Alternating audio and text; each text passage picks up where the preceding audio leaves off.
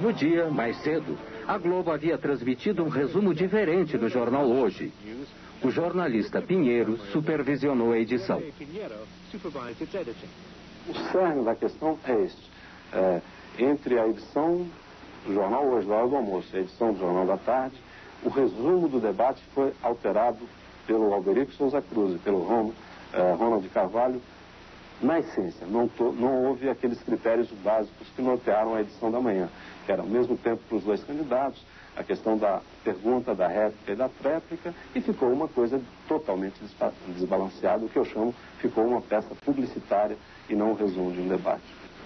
Foi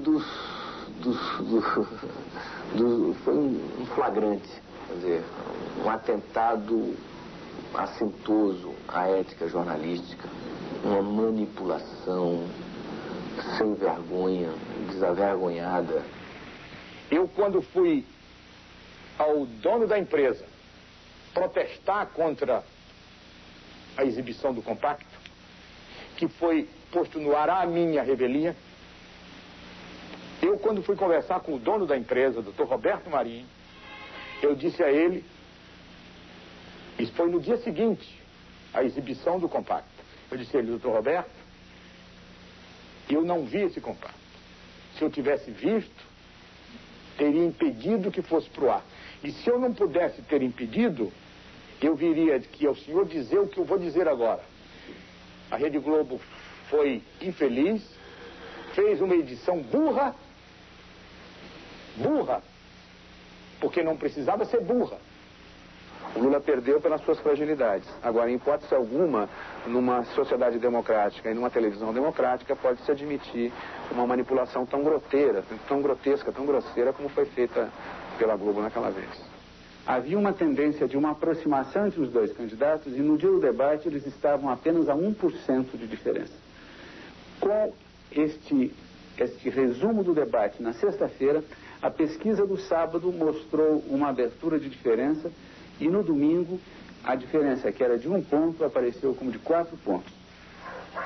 Ah, e agora que está o problema. Agora vou falar um pouquinho. Eu achei que aí foi dentro da Rede Globo. Esse foi o Collor, foi realmente ajudado pela Rede Globo. Eu também a mesma coisa, eu achei, cheguei até a dizer, esse negócio aí tá passando mais por baixaria do que, né, uma discussão, sei lá, muito feio. Por haver protestado publicamente sobre o resumo da noite, Pinheiro foi demitido.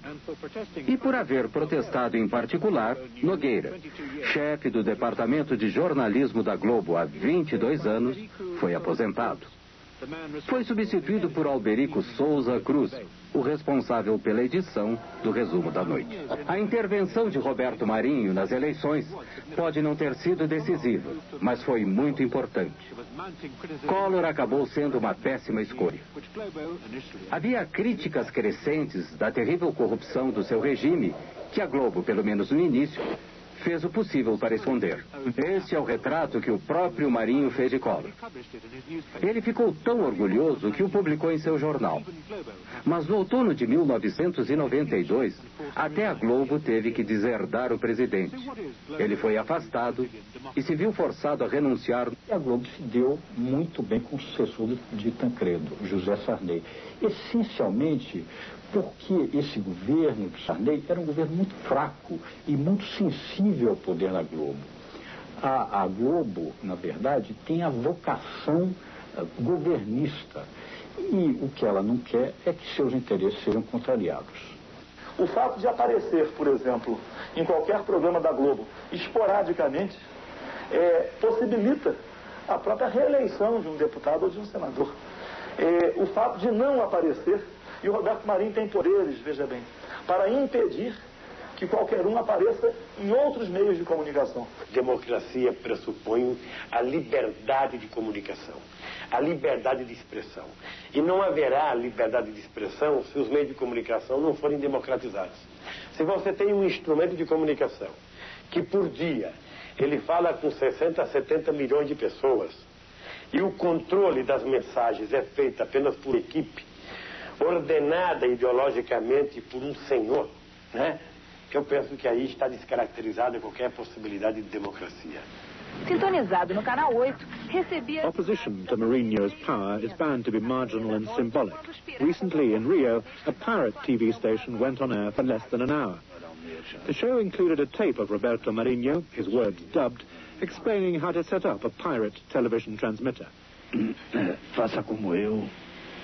Tome videocassete vulgar, amplificador de sinal WC-T10 e antena de TV canal 3. Liga o videocassete no amplificador e o amplificador na antena. Pronto. Sua emissora já pode funcionar. Federal police arrested a number of people, apparently just for watching.